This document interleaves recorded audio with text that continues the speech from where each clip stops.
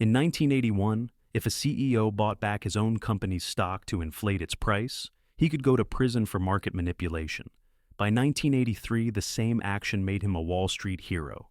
What changed wasn't the math. It was 3 sentences buried in an SEC rule that most Americans have never heard of. Think about that for a moment. The exact same behavior, a company purchasing its own shares to drive up the price, went from federal crime to corporate strategy in less than 2 years. No economic theory changed, no new technology emerged, and no dramatic market shift occurred. Just a quiet regulatory decision that would redirect trillions of our dollars away from building things and toward manipulating numbers. Here's what actually happened. November the 17th, 1982, a conference room at the Securities and Exchange Commission headquarters in Washington.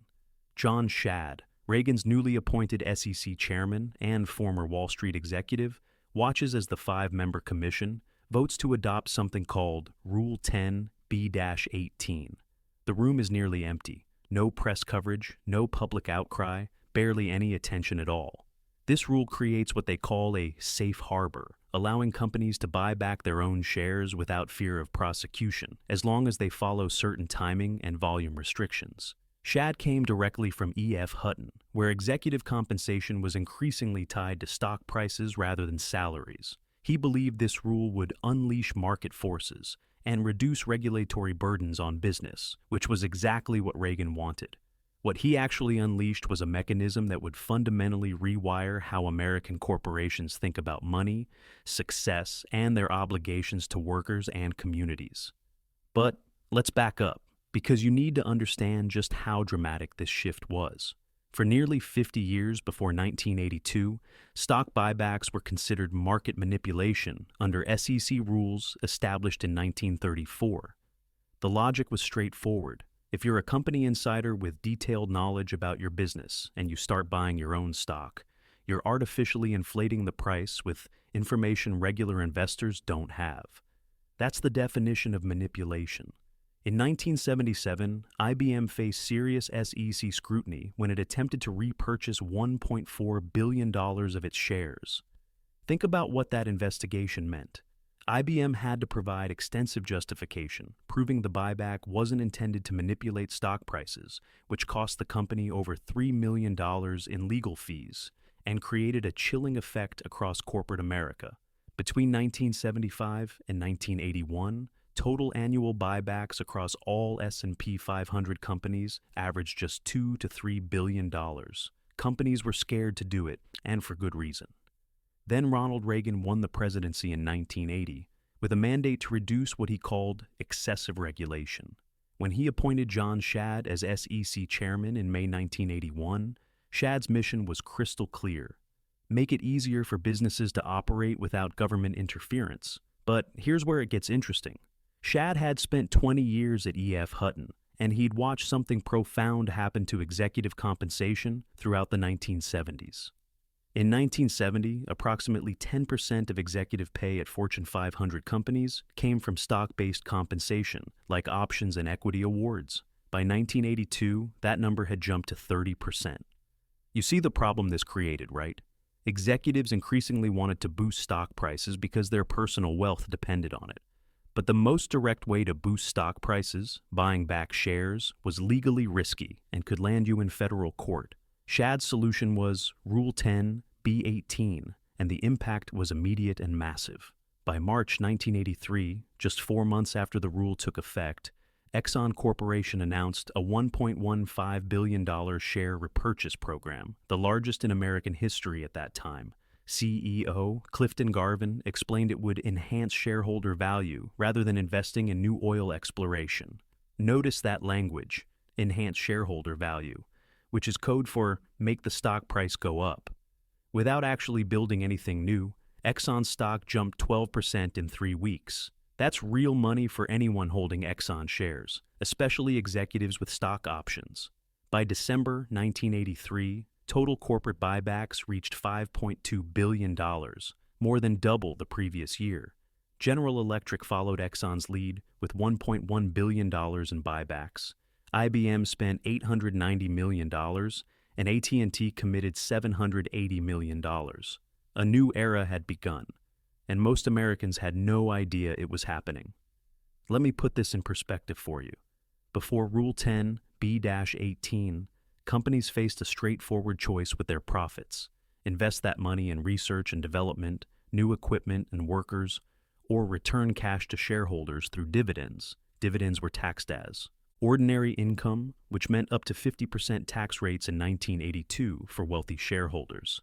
Capital gains from rising stock prices, on the other hand, were taxed at just 20%. Rule 10b-18 created a legal pathway to convert profits into capital gains, rather than dividends. If you're a wealthy shareholder or an executive with stock options, this is a massive tax advantage. But here's what matters for the rest of us. This mechanism created absolutely no new products, no new jobs, and no productive capacity whatsoever. It was pure financial engineering, moving money from one pocket to another while calling it value creation. The 1982 shift wasn't really about economics or efficiency. It was about power and who gets to benefit from corporate profits. The mechanism was elegantly simple. The incentives were perfectly aligned for executives and wealthy shareholders, and the consequences would compound for decades in ways that John Shad probably never imagined. Think about the irony here. We talk constantly about American innovation, about building the future, about being the most dynamic economy in the world. But in 1982, we created a legal framework that rewards executives far more for manipulating their stock price than for building better products or creating sustainable jobs. The same behavior that was illegal market manipulation in 1981 became the primary driver of executive wealth by 1985. This isn't a story about villains or conspiracies. John Shad genuinely believed he was helping American business compete more effectively. The executives who embraced buybacks were following perfectly legal incentives created by our own regulatory system. But when you change the rules about what's legal and profitable, you change what behaviors get rewarded, and you ultimately change what kind of economy we build together. 3 sentences in an SEC rule did exactly that, and we're still living with the consequences today. Now let me show you exactly how this works, because once you understand the mechanism, you'll see it everywhere. Stock buybacks operate on a simple mathematical principle that looks like magic to shareholders, but is pure accounting sleight of hand. Imagine Company X has 100 million shares outstanding and earns $100 million in profit annually. The earnings per share, which Wall Street obsesses over, is exactly $1. Now, Company X spends $50 million buying back 5 million of its own shares. The company still earns the same $100 million in profit. But now that profit is split among only 95 million shares instead of 100 million. The new earnings per share is $1.05, a 5% increase. Here's what's crucial to understand. No new products were invented in this scenario. No new customers were acquired. No workers were hired. No factories were built. The pie was simply divided into fewer slices, making each remaining slice slightly bigger. But Wall Street treats this as real growth. The stock price typically rises to reflect the higher earnings per share, and executives with stock options suddenly get much wealthier. By 2005, according to Harvard Business School research, the average S&P 500 CEO received 67% of their compensation through stock options and equity awards rather than salary. Think about what this means for a moment. If you're a CEO and 2/3 of your pay depends on your stock price going up, you have an enormous incentive to do whatever makes that stock price rise, even if it doesn't help the underlying business at all. A buyback delivers both higher earnings per share and higher stock prices almost instantly. It's actually better than paying dividends from a CEO's perspective, because dividends are permanent obligations. If you cut them, investors panic and your stock crashes. Buybacks are considered discretionary, meaning you can turn them on when times are good and quietly pause them when times are bad. Maximum flexibility, maximum benefit to executives. But here's where it gets even more interesting. Companies discovered they could borrow money at historically low interest rates to fund these buybacks, using debt to inflate stock prices. This increased executive wealth immediately while saddling the company with long-term liabilities that someone else would have to deal with years down the road. Let me give you a perfect example. In January 2002, Home Depot brought in a new CEO named Bob Nardelli, who immediately launched a $4 billion buyback program financed partially through corporate debt. Between 2002 and 2007, Home Depot repurchased $22.5 billion worth of stock. That's about 40% of the entire company's total value. During this same period, the company's long-term debt increased from $1.3 billion to $11.4 billion. Now watch what happened to the numbers. Home Depot's revenue grew just 28% during those 5 years. Decent but not spectacular. But earnings per share jumped 174%. You see the magic trick? The business grew modestly, but by shrinking the number of shares, Nardelli made it look like explosive profit growth. His compensation package, heavily weighted towards stock options, paid him $245 million when he departed in 2007. The stock price had barely moved over his tenure, but his personal wealth had exploded because of how the compensation was structured. Home Depot had transformed from a company focused on opening stores and serving customers into a financial engineering operation. The debt they took on, that became the next CEO's problem. The stores that didn't get built, the workers who didn't get hired, the innovation that didn't happen because capital went to buybacks instead, those became our economy's problem. Now you might be thinking, didn't something change when President Bush cut dividend taxes in 2003? Great question, because that's exactly what makes this story even more revealing. On May 28, 2003, Bush signed the Jobs and Growth Tax Relief Reconciliation Act, which reduced the tax rate on dividends from 38.6% to 15%. This theoretically made dividends much more attractive compared to buybacks. Instead, buybacks actually accelerated. In 2003, S&P 500 companies spent $140 billion on buybacks. By 2005, that number hit $349 billion. By 2007, it reached $589 billion.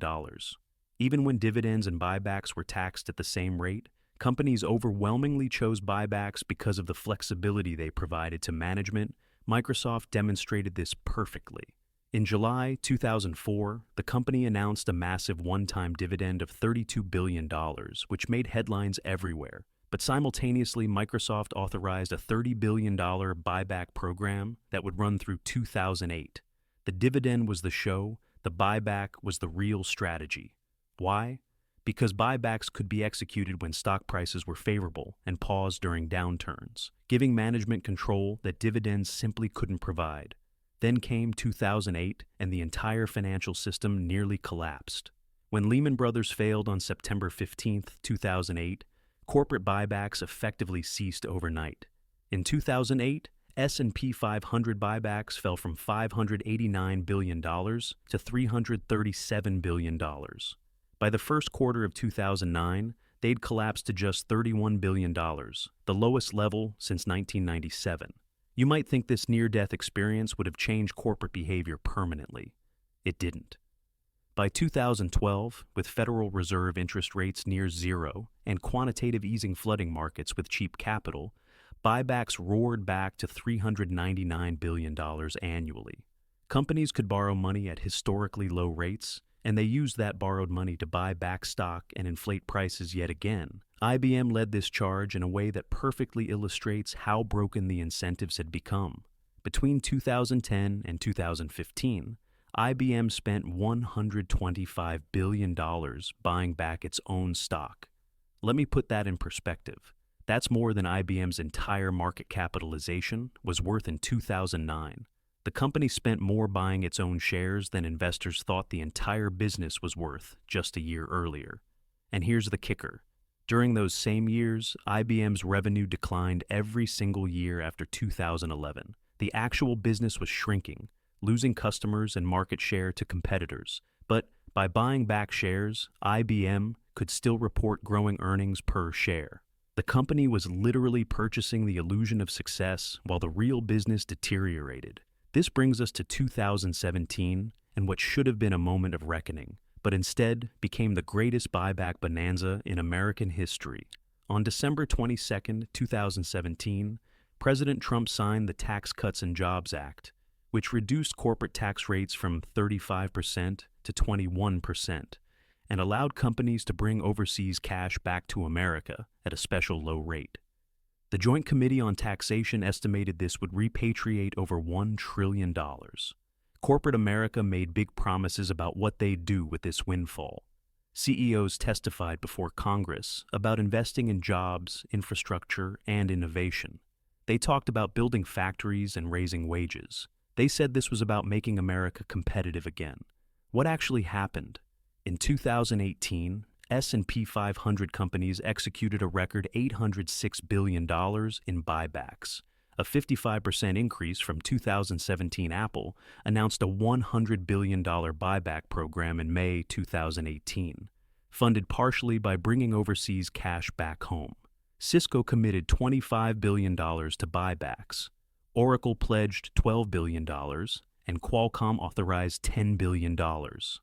These same companies' total capital expenditures on actual productive investments? Flat or declining. The money came home, but it didn't build factories or create jobs.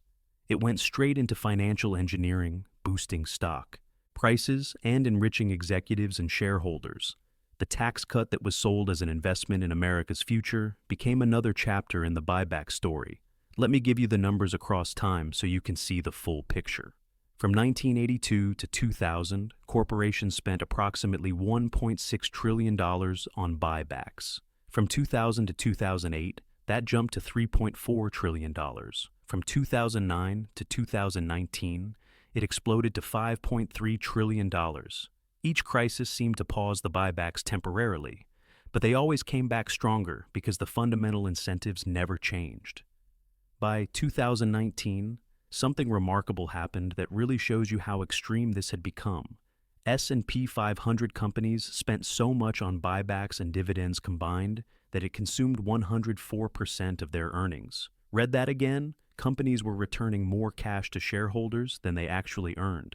They were borrowing money or draining reserves built up over years just to keep the buyback machine running. The mechanism remained constant throughout all of this. Borrow cheap money or use cash that could have funded growth, reduce your share count, boost your earnings per share, watch your stock price rise, cash in your options, and repeat. It's a flywheel that benefits executives enormously while creating nothing of value for the broader economy. Think about what this means for you personally. Every dollar that went into buybacks was a dollar that didn't go into research that might have cured diseases or developed new technologies. It didn't go into training programs that might have helped workers adapt to a changing economy. It didn't go into building more resilient supply chains or modernizing infrastructure. It went into making stock prices go up, which primarily benefits people who already own significant amounts of stock, the wealthiest Americans. The pattern is clear, the mechanism is simple, and the incentives are permanent as long as executive compensation stays tied to stock prices. 3 sentences in 1982 created a legal pathway, and 40 years later, we've built an entire economic system around financial engineering instead of real engineering. Here's where the story gets really troubling, because we've now seen what happens when this buyback addiction meets a real crisis. And the lesson is clear. Companies that spent years buying back stock instead of building resilience end up needing taxpayers to bail them out. Let me tell you about Boeing, because this might be the most devastating example of how buybacks can hollow out even our most important companies. Between 2013 and 2019, Boeing spent $43.4 billion on stock buybacks. That's roughly 70% of all the free cash the company generated during those years. CEO Dennis Muilenburg oversaw these aggressive buyback programs, while his compensation package was weighted heavily toward stock performance. But here's what Boeing wasn't spending money on: safety systems, engineering oversight, and proper training. When two 737 MAX planes crashed in October 2018 and March 2019, killing 346 people, investigators discovered that Boeing had cut corners on critical safety features to save money and speed up production. The MCAS system that caused both crashes was poorly designed and inadequately explained to pilots. Boeing had prioritized financial engineering over actual engineering, and people died because of it. Then came March 2020. COVID-19 hit, Boeing's stock collapsed, and suddenly the company that had spent $43.4 billion buying its own shares was asking taxpayers for a $60 billion bailout. Think about that moral hazard for a moment. Boeing chose to enrich shareholders and executives instead of investing in safety and innovation, and when the consequences arrived, we were expected to rescue them. Boeing's long-term debt had ballooned from $8.4 billion in 2013 to $27.3 billion by early 2020, before the pandemic even started. The company had borrowed money to fund buybacks during good times, making itself fragile and vulnerable for when bad times inevitably came, and bad times always come eventually. The airline industry tells an even broader version of this same story. Between 2010 and 2019, the four largest U.S. airlines, American, Delta, United, and Southwest, spent $96 billion on stock buybacks. That represented approximately 96% of their free cash flow over the entire decade. American Airlines alone spent $15 billion on buybacks from 2014 to 2019, while its long-term debt increased from $17 billion to $34 billion. When COVID-19 grounded flights in March 2020, these airlines immediately sought government assistance. The CARES Act, signed on March 27, 2020, provided $50 billion in loans and grants to airlines, almost exactly matching what they had returned to shareholders over the previous decade. American Airlines received $12.7 billion, Delta got $11.4 billion, and United received $10.4 billion. The bailout came with strings attached, including a temporary restriction on buybacks, but that restriction expired in September 2021, and by early 2023, the airlines were right back at it. Delta authorized $5 billion in new buybacks. United committed $3 billion. The lesson wasn't learned because the incentives didn't change. You might think the government would have done something more substantial after watching this pattern play out so clearly. In August 2022, President Biden signed the Inflation Reduction Act, which included a 1% excise tax on stock buybacks, the first federal restriction on buybacks since Rule 10b-18 was created 40 years earlier. Supporters claimed this would discourage buybacks and encourage companies to invest in productive activities instead. Here's what actually happened. In 2022, S&P 500 buybacks totaled $923 billion. In 2023, despite the new tax and rising interest rates, buybacks reached $795 billion. By mid-2024, they were on pace to exceed $800 billion annually, again.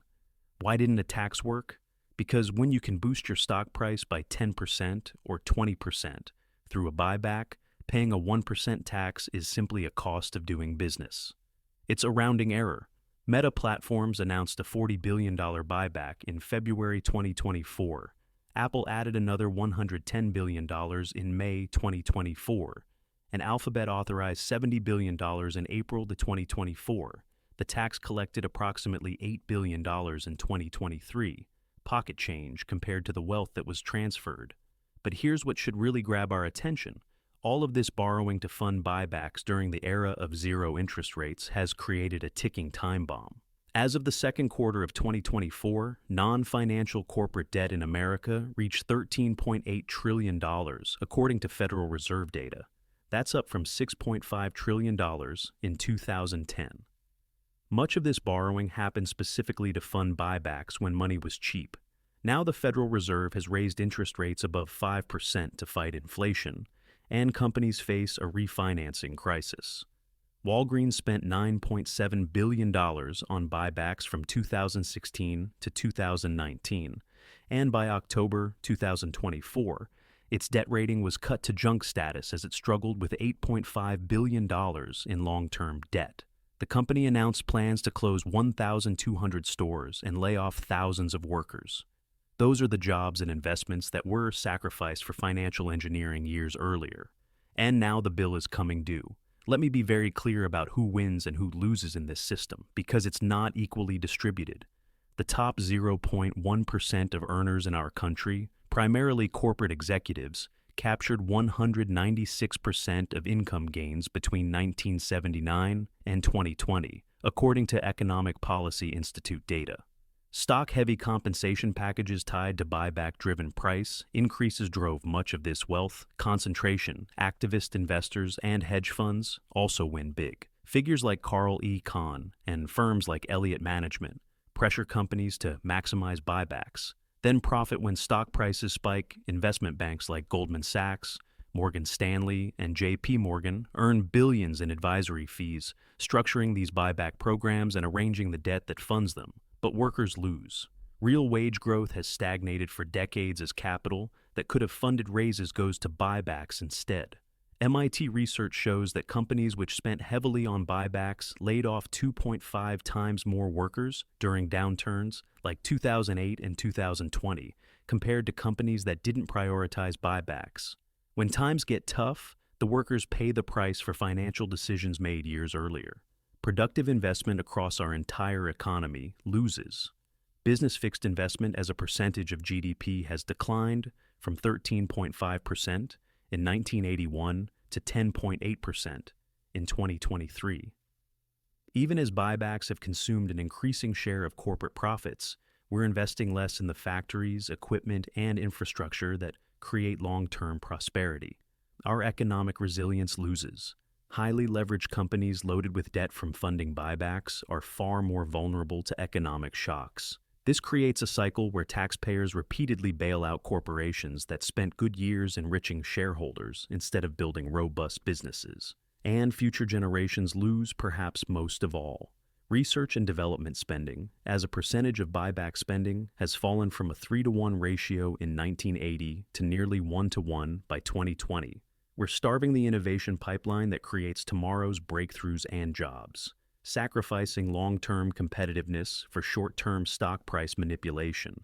Pop quiz: what happens when you create a system where executives get fantastically wealthy by borrowing money to buy back stock, where short-term price spikes matter more than long-term business health, and where companies know taxpayers will bail them out when their financial engineering inevitably leads to crisis? You get exactly the economy we have right now. The story comes full circle in a way that would have seemed impossible in 1981. Back then, a CEO who manipulated his stock price through buybacks risked federal prison. Today, a CEO who doesn't aggressively buy back stock risks being fired by a board that demands it, or targeted by activist investors who pressure companies to maximize buybacks. The SEC's 3 sentences in Rule 10b-18 didn't just legalize a financial technique. They rewired corporate incentives permanently, replacing the logic of building things with the logic of engineering numbers. And here's the most important thing to understand. This isn't a conspiracy or a deviation from how the system is supposed to work. This is the system working exactly as designed. The mechanism is perfectly legal. Companies are following the rules we created for them. Executives are responding to compensation structures that reward stock price above all else. The consequences are visible in our hollowed-out industrial base, our extreme wealth inequality, our corporate fragility, and our repeated need for taxpayer bailouts of companies that spent boom years buying back their own stock instead of building resilience. 40 years after John Shad opened the floodgates, nothing in the current structure suggests this cycle will stop. The 1% tax didn't change behavior. The temporary buyback restrictions after COVID didn't change behavior.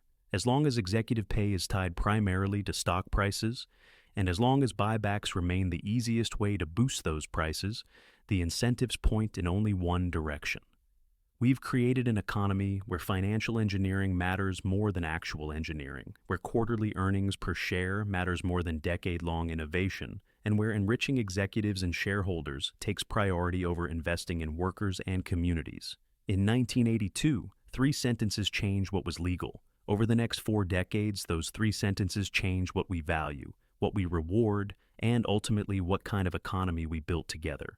Understanding that isn't about blame. It's about seeing clearly what the system actually does versus what we're told it does. And once you see it, you can't unsee it.